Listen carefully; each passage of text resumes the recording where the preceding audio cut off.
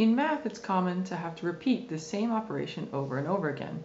For instance, adding x's together multiple times. X plus x plus x plus x plus x plus x plus x.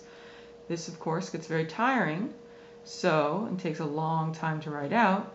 So someone hundreds of years ago decided that they would invent a notation. They decided that if you were going to add up the same thing over and over again, you would write it with multiplication as that thing multiplied by how many times you add it together.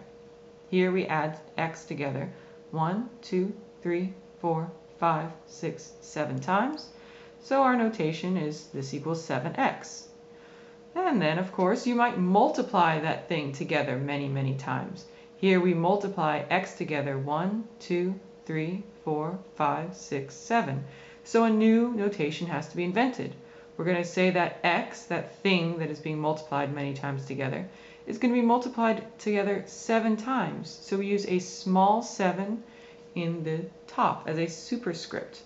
This superscript is called an exponent, or also the power, or the degree. So if we have x raised to the third power, this simply means to multiply x together 3 times. X, the base, is a factor 3 times. It is multiplied 3 times. So x to the first power just means x is a factor 1 time. Well, that's just x. So we notice that raising anything to the first power doesn't change its value. If we raise anything to the 0 power, this has been defined as 1. So anything to the 0 power is 1. If I multiply the same base, that's very important that we have the same base. Well, this just means x times x, x squared is x times x cubed is x multiplied 3 times together. Well, if I count that up, now I've multiplied x 1, 2, 3, 4, 5 times. X to the 5th. So the shortcut is that x squared times x to the 3rd equals x to the 2 plus 3. So we have x to the 5th. If you have the same base multiplied together, you add the exponents. Now, remember, the exponent tells you how many times to make the base a factor. Here, the base is x to the 3rd. So if we're going to write that as a factor 2 times, that means we have x to the 3rd times x to the 3rd. Well, we know from back here that x to the 3rd is x times x times x. Or, if I'm multiplying the same thing together, I'm going to add the exponents. So this is x to the 3 plus 3 equals x to the 6th. Well, let's look to see if we have a shortcut. This was x to the 6th. It came from x to the 3rd raised to the 2nd power. If you have a power raised to an exponent, you multiply. So, if we have x to the 3rd raised to the 2nd power, you multiply that 3 times the 2 to give you x to the 6th. Let's move forward. If I have fractions, well, x to the 4th is just x multiplied together 4 times. That's what we have from up here. X to the 3rd is just x multiplied together 3 times. Now, we know that x divided by x, anything divided by itself is 1, so these cancel. I can cancel another pair. I'm canceling factors from the numerator and the denominator. So I'm left with, quite simply, x. What's the shortcut? If I have the same base being divided, we must have the same base. That's very important, the same variable. Well, I'm going to do x to the 4, and I'm going to subtract the denominator. This equals x to the 1st power, which is just x. X to the 1st power is just x. All right, so let's try that again. Let's say that we have x to the third power divided by x to the fifth power. I can do this out long ways by drawing out all my x's, canceling common factors from the numerator and the denominator. And this leaves me with, remember these cancel to 1, so I have 1 in the numerator. And x times x in the denominator is x squared. Let's look at this with the shortcut.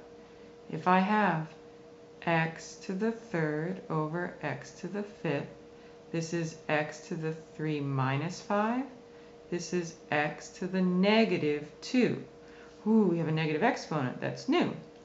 A negative exponent simply means to take your base and move it from the numerator to the denominator. Or if you were in the denominator, move it to the numerator. It just means to flip it. It means to take the reciprocal. A negative exponent means reciprocal. So I'm going to write that up the side. If you want to go from a negative exponent to a positive exponent, you make your term its reciprocal. Let's try. If I have 3x to the negative fifth divided by 2, if I want my exponent to be positive, I'm going to take the reciprocal. Now, this x to the negative fifth only applies to the x. 3 is the coefficient, so 3 stays the same. 2 is part of the coefficient, 2 stays the same. But x to the negative fifth can become x to the positive fifth if we put it in the denominator. Alternatively, if we have x to the negative fifth in the denominator, we can move it to the numerator. 3 and 2 are not being raised to the power, so they stay the same, but x to the fifth would come up top.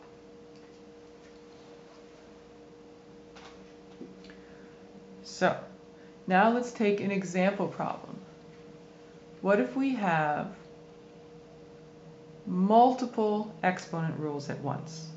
The first thing we want to do is to simplify the numerator. So I'm only going to worry about the numerator, and I see that I've got 2 different bases inside my parentheses. So I'm still going to do PEMDAS. I'm still going to do parentheses first. Inside the parentheses I have different bases. Now all those exponent rules we just learned only apply if you have the same base. So inside the parentheses there's nothing to be done. Now my exponent, remember if I have an exponent outside the parentheses, if I'm raising to an exponent, I multiply. So v to the 4th becomes v to the 12th because 4 times 3 is 12. And the m was m to the 1st, and I'm going to multiply that by 3 to give me m to the 3rd. Now that I've simplified my numerator, I'm going to worry about my denominator. So I'm going to draw in my fraction sign. I see that I've got m squared, v to the 7th, m cubed. Well, I have common bases here. I have the same base. Both of these are m. So I'm going to have m squared times m cubed. Well, that means if I have the same base being multiplied together, I should add the exponents. 2 plus 3 gives me 5. Now v to the 7th is still down there. Okay, next I keep going and I see that I've got m in the numerator and m in the denominator.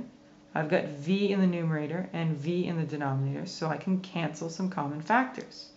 Well, if you remember, v in the numerator is 12, but in the denominator it's 7, so I'm going to subtract. M in the numerator is 3, but in the denominator is 5, so I subtract the denominator from my numerator. When I simplify this out, 12 minus 7 gives me v to the 5th power. M to the 3 minus 5, well that's m to the negative 2nd. Now depending on how the question is asked, this could be totally acceptable. They might ask that you do not have any variables in your denominator. If you don't want variables in your denominator, you might end up with negative exponents. Or maybe the prompt is to have no negative exponents. Well, that's easy to do. If you don't want any negative exponents, all you have to do is take that m to the negative fifth and move it into the denominator. So now our negative exponent has become positive because we moved from the numerator to the denominator. We took the reciprocal. So both of these are good answers. They are both equal to each other.